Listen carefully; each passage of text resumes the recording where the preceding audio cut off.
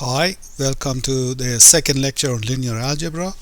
Today we are going to start our journey by introducing you to the concept of dot product.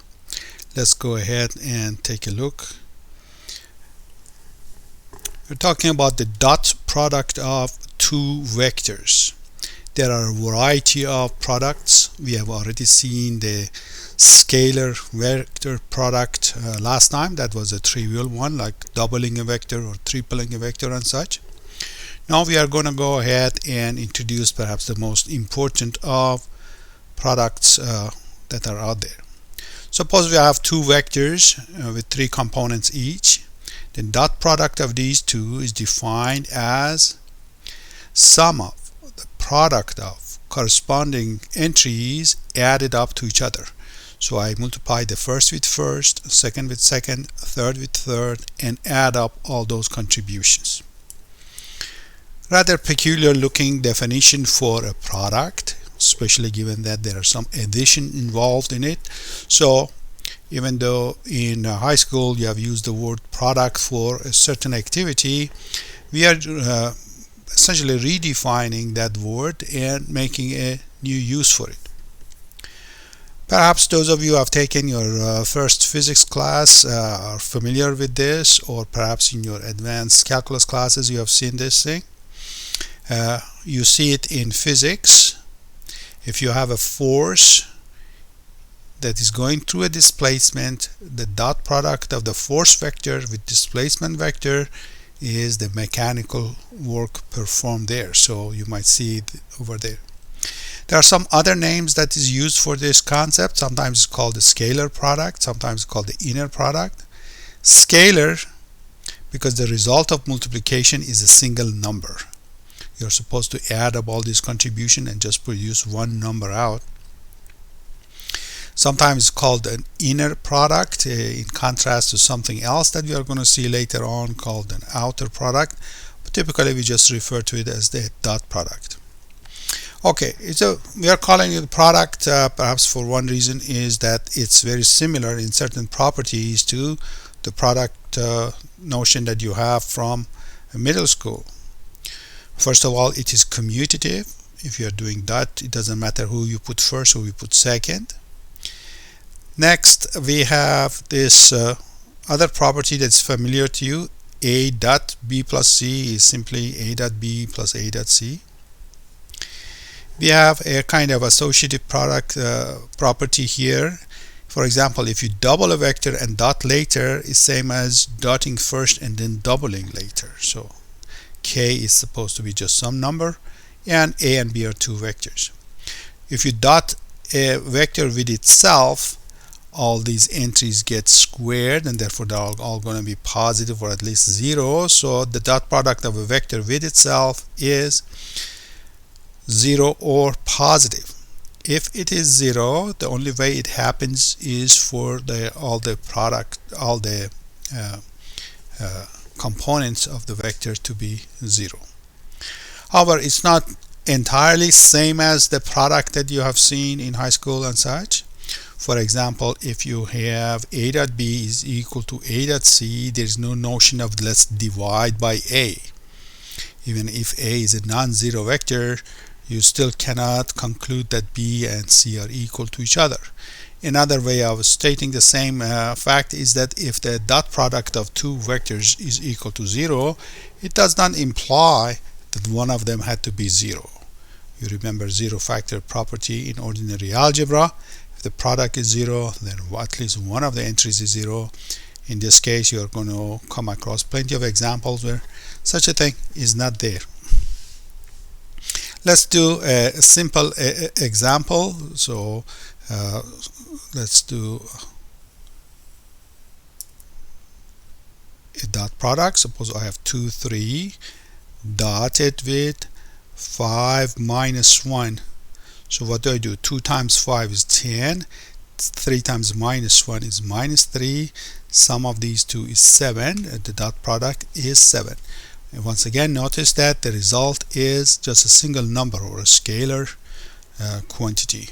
If this represented the force in a problem and this represented the displacement, the dot of these two will represent the amount of work performed. Okay, there is a large number of applications of this concept that we are going to see. The applications are in calculating the length of a vector, calculating the angle between two vectors, and finding a projection of a vector on another vector. Well, first of all, how does this concept relate to length? It's very simple. When you dot a vector with itself, all the components get squared, and that's how you get the formula for the length. Let me remind you of the most famous formula in mathematics. Of course, the most famous formula is the Pythagorean formula. So if you have a vector, let's consider this thing as a vector u, with its component being a and b. So vector u has two components, horizontal a, vertical b. Now suppose I calculate u dot u. So what does that mean? So I have to calculate ab dot ab. You shouldn't forget the dot in between. So first with first, so that's a squared, and second with second, well, that's b squared. Well, a squared plus b squared is familiar to you as the square of the hypotenuse, usually referred to as c. So you say this is c squared. So what's the notion of c? Well, that's the most natural definition for the length of this vector. Okay, so if I take u, multiply, dot it with itself, what I get, u dot u, is square of length of u. Well, we bring up a definition for the length of u. So it says, if I have a vector u, if I put it in double vertical bar, what I mean by that is just the length of u. Sometimes it's referred to as norm of u. In mathematics, instead of length, they refer to it by the word norm. So if I take that norm and square it, or the length, and square it, I get the same as u dot u. So what we get is an important formula here, is that u dotted with u, same as length of u squared. Okay, so this is length of u squared. That would be like the hypotenuse, and u dot u is sum of squares of the two legs. Now, for me to write length with this notation is going to be rather lengthy. Notice I have to write 5 things to just identify the length. For most of my application, it's just good enough for me to use the notation of absolute value for it, and it's going to be less cluttered for my writing than this. In many cases, we need to write a length of several vectors, and this notation gets to be a bit crowded. So a single bar for me, I'm going to use it same notation as we had it over there.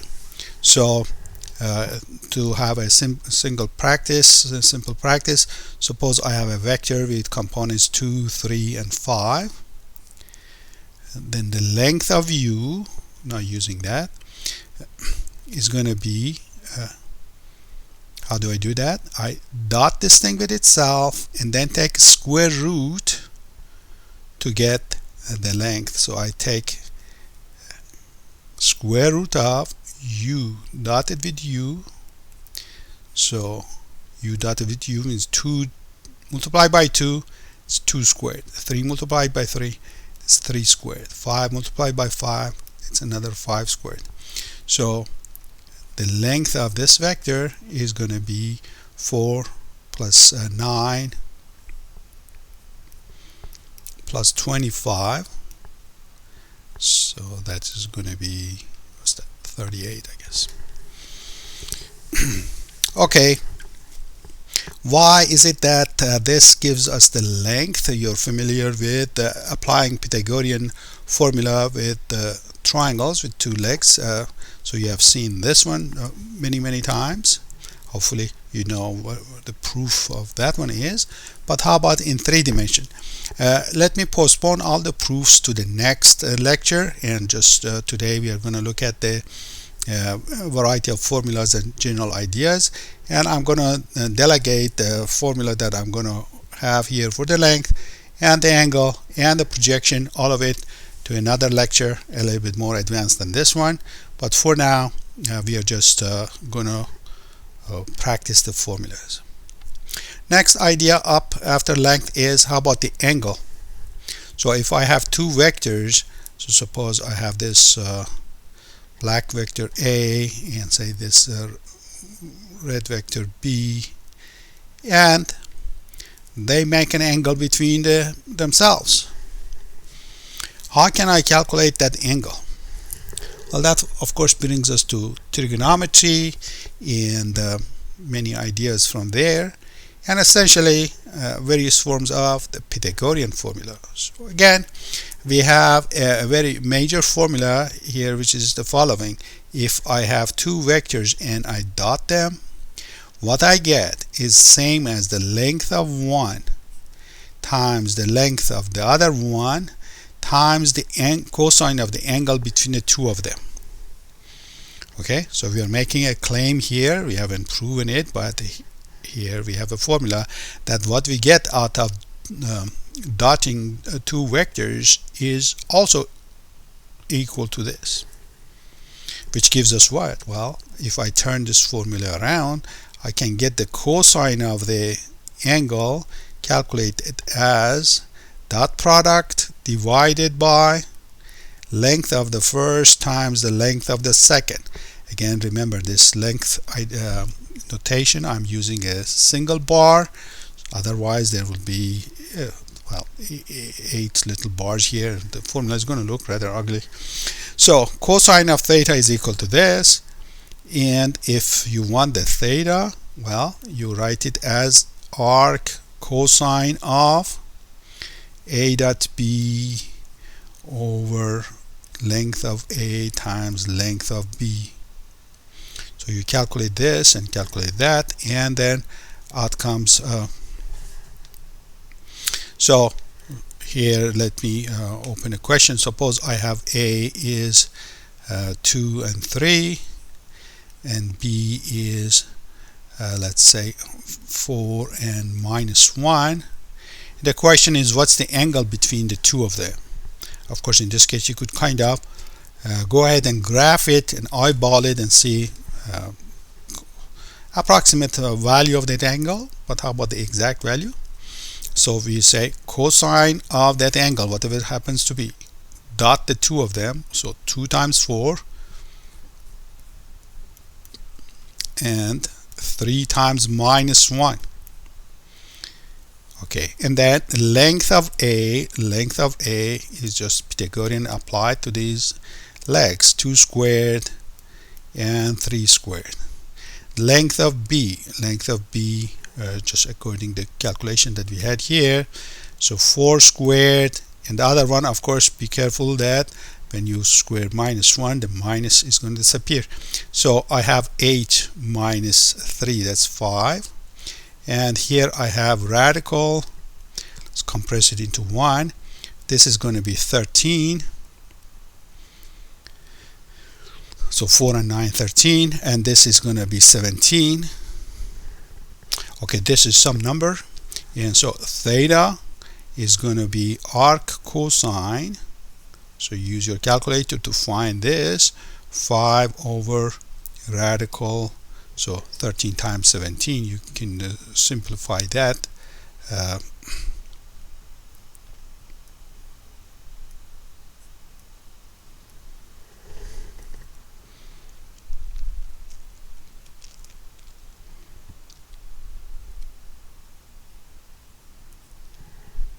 Okay, when you are using your calculator, make sure you are clear about the unit that you are using. There are 3 units on your calculator: degrees, radians, or grads.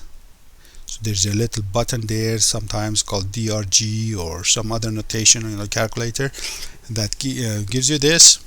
Now when you're working on WebAssign, sometimes it asks you for the angle. It means, well, just enter this. Sometimes it says angle to 2 or 3 decimal places, in which case you actually at that point you use your calculator. So that's a general feature of WebAssign, that if it asks for a certain number of decimal places, that's where you use your calculator. And when it doesn't say anything about the number of decimal places, it wants the exact answer, which means, well, just exactly type this. Okay, so that is the angle between vectors. There will be some interesting questions there in some of your homework exercises. For example, it asks you if you have a cube. So let me see if I can draw a cube. What's the angle between a variety of features of this cube? So for example, you can ask, well, what's the angle between this inner diagonal and perhaps one of the side diagonals, like this one? Look, what's the angle between these two? Notice that in a geometrical problem like this, there are no numbers in sight at all. It just says there's a cube, and there are two lines defined in this cube. One is the diagonal, the other one is another diagonal, or maybe a edge of the cube, and then you ask you what's the angle between them. So you have to think a little bit how to set up your problem, extract some numbers to work with, some vectors to work with, and then you apply that formula, and then you're done. Next idea that's very important in a huge number of applications, all the way through well, from beginning physics to all the advanced applications in all sorts of engineering calculations, is the idea of a projection. Projection, one way to kind of have it in your mind is like finding the shadow of an object on a screen. So here's one way to motivate this. Perhaps suppose I have one vector that's going to act like my screen. Let's call it vector B, and here I have some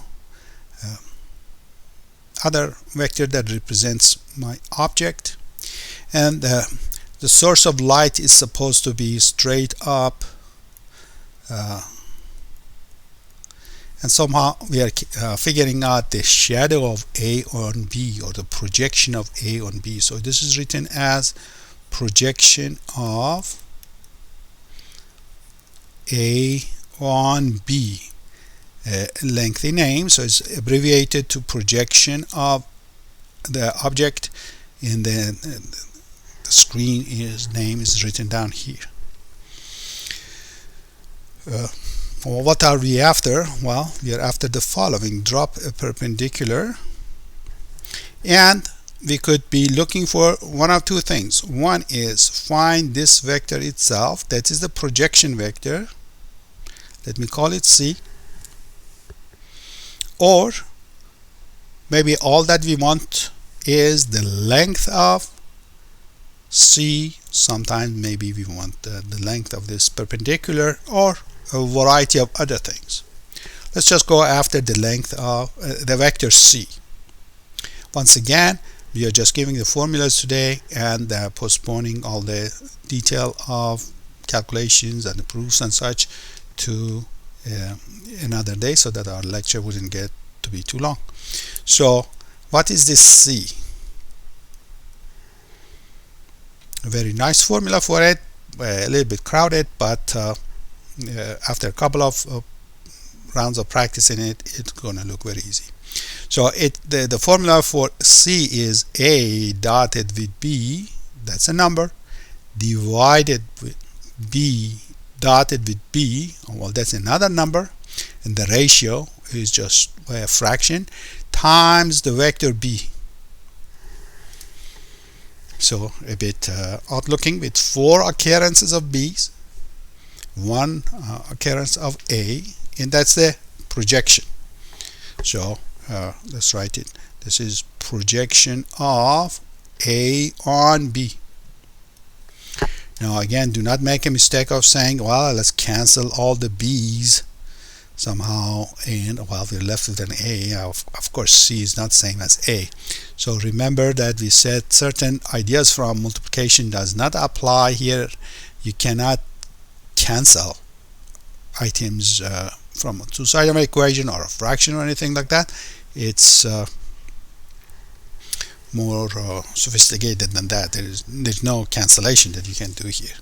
Let's just go ahead and practice this idea. So suppose my vector A is well, our vectors could be any dimension, 2, 3, 10, but keep the problems small so that the arithmetic doesn't get out of hand. But the nice thing about this formalism is that the number of dimensions itself is not a significant issue for us. So suppose A is 2, 3, B is say 4 minus 1. Again, I suggest in these problems in 2 dimensions at least to graph it so that you see what you are doing, your picture. So A could be some vector, but let's just go ahead and graph this thing so that we have some idea. 2, 3. So let's say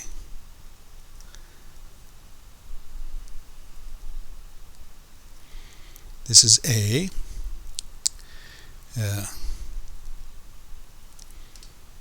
4 minus 1, so this is B. And what are we doing? We are dropping a perpendicular here. So this is perpendicular, and then we are after this vector. Okay, so let's color it some other color here. So in several of the homework exercises, you're actually asked to single out a picture that corresponds to one of these calculations. So in this case, what's the projection of A on B? One thing that is important is not to confuse who's A, who's B. Okay, of course, if you ask for projection of B on A, the answer will be completely different. You're calculating projection of B on A, that is going to go this way. Now, in a physical application, there's almost never the case that you can get confused between A on B or B on A. But in mathematics, these are just numbers, no meanings attached to either of these vectors, and so we could ask for projection of anything on anything else. So be careful as to who's playing the role of your A, who's playing the role of B. So in this case, I do a dot of A and B, so it's going to be 2 times 4 plus 3 times minus 1, and then dot of B with itself, which means 4 times 4 is 4 squared, minus 1 times itself always becomes positive. Then the whole thing has to multiply with the B, which is a vector now. So the items out in front is just a fraction. 8 and minus 3, that's 5, and this is 17 times 4 minus 1. Now this is the preferred way of looking at this and writing it, but sometimes you want to move it in, like in web science. Sometimes you don't have a choice of factoring stuff out, so you just multiply it in 20 over 17 and minus 5 over 17. That would be the answer. And once again, in this type of problems, you almost never use a calculator to convert to decimals and such. You just leave it exactly as it is. So that would be the formula for the projection of a vector on another vector. And once again, this could be 4-dimensional, 10-dimensional, or whatever it is. Just amount of work that we do is slightly more. A few other concepts that come up here and there. One of them is the concept of a unit vector. Well, you know that when you are working in 2-dimension, there are some special unit vectors. You call them what? What is this vector of length 1 and this one of length 1? What do you call them? Of course, you call them I and j. They are used in a variety of calculations to simplify our presentation or writing and such. And similarly, in a 3-dimension, if you have x, y, z, then you have your I, j, and k. Sometimes in preparation for higher dimensions, they call them unit number 1, unit number 2, unit 3, and so on. So E1, E2, E3, if you are in 4 dimensions, E4, 10 dimensions, all the way to E10 and such. We have these things. To claim to fame of these things is that the length is 1. Now sometimes we have an arbitrary vector, and then we want to find a vector in its direction whose length is 1. Well, how do we calculate that? Well, this unit vector, if I take the vector A itself and divide it by how long it is, that would be the unit vector in direction of A. So sometimes you use this as a way of extracting the direction of a vector, setting aside its magnitude, and that's how you get your direction.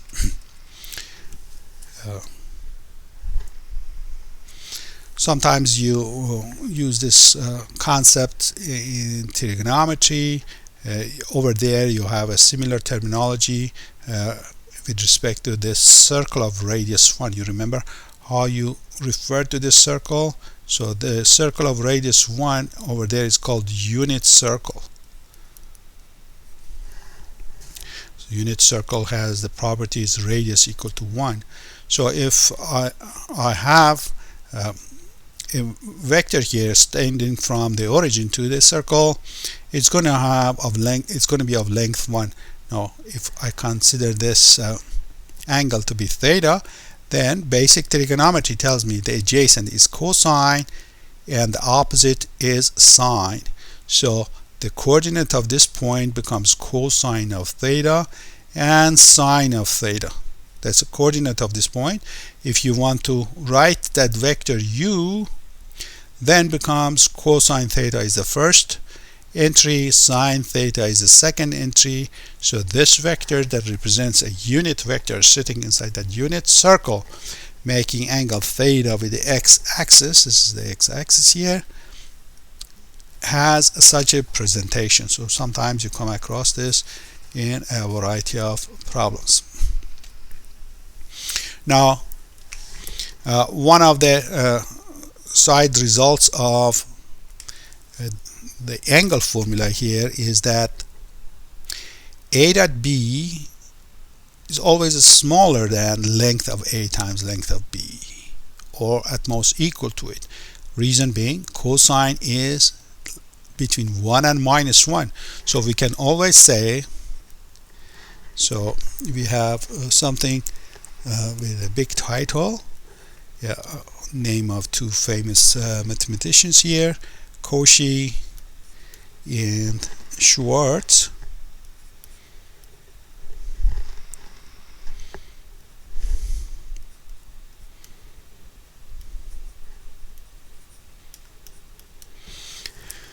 It says the following, that if you have a vector dotted with another vector, the result is at most equal to the length of A times length of B, and at least is equal to minus length of A times length of B. Why? Because cosine of theta is between 1 and minus 1, and as a result you have this inequality. So Cauchy-Shwarz inequality simply says that the dot product less than product of the length of the two vectors. Now let's just put this thing in perspective so that it's more understandable as to what's happening. Perhaps one way to make this thing a little bit more understandable is to distinguish like 5 cases for dot product of 2 vectors. Case number 1 is you have a vector and the second one is in the same direction as the first one.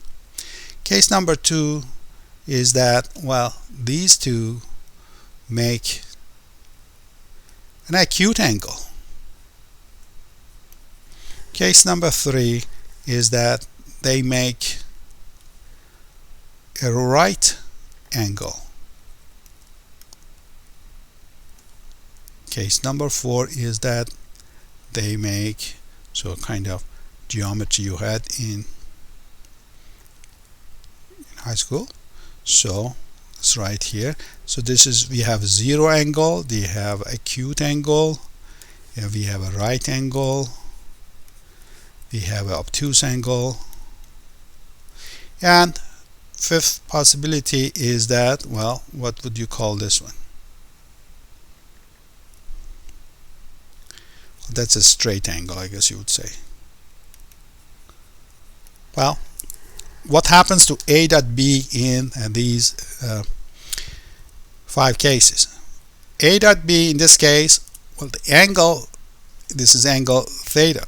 Cosine of 0 is 1. A dot B becomes same as length of A times length of B. In this case, A dot B is first of all positive, and next it's less than product of length of these two because cosine is less than 1. When they are perpendicular, this is perhaps the most significant case, that A dot B becomes 0 because cosine of 90 degrees is 0. If the angle is obtuse, A dot B is going to become negative. So A dot B, first of all, it is negative. Second, it's at least minus product of A and B. And in the final case, A dot B, well, cosine of 180 degrees, what's that? Cosine of pi is minus 1, so it becomes minus A, length of A times length of B. So this is a little bit of explanation of Cauchy-Shwarz, is what is it referring to, and perhaps it's more understandable in this style. We have one more inequality to talk about. It's a very important inequality. It's called triangle inequality.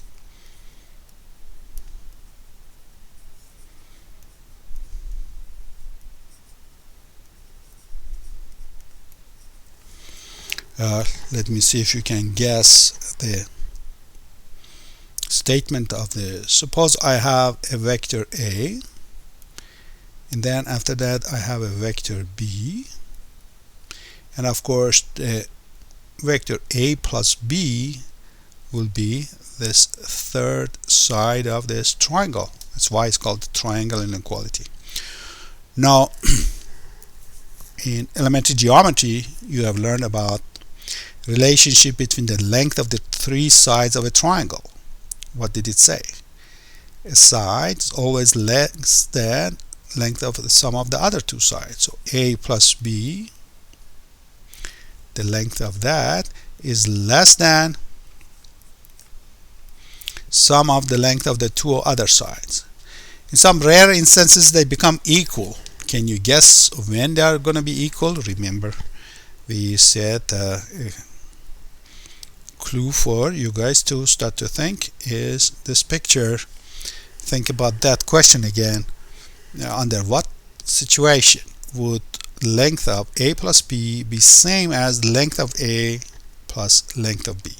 So you want to pause the video, think about it, and then come back. When is it that they'll be equal? Of course, if I have A and B in the same extension, then A plus B has the same length is the length of A plus length of B. So that means that triangle has to be flattened out so that we get that equality. Another notation that comes up in some of the problems that you are going to see is the notion of distance between tip of two vectors. So suppose I have the vector A and the vector B. Some problems, the textbook uses the notation of d of A and B. So that's an idea to try to get this distance. That is the distance between those two tips, distance between A and B, and be drawn in standard position. Well, it's very simple. You subtract these two vectors, and that's going to give you this vector, either going from A to B or from B to A, and then you calculate the length of it. So the formula for that is simply A minus B in absolute value or in length. So that's the distance between the tips of the two vectors A and B, something that comes up quite often in especially electrical engineering. So we went through a long list of little ideas from this section, and you're going to do some basic exercises calculating these, and then we are going to have another lecture explaining some of the mathematical ideas that are involved here, and then some more advanced questions, and then we are going to move on to the next section on your favorite topic of lines and planes. And we are going to revisit those things that you have seen in college algebra. Okay, until next lecture, good luck and God bless.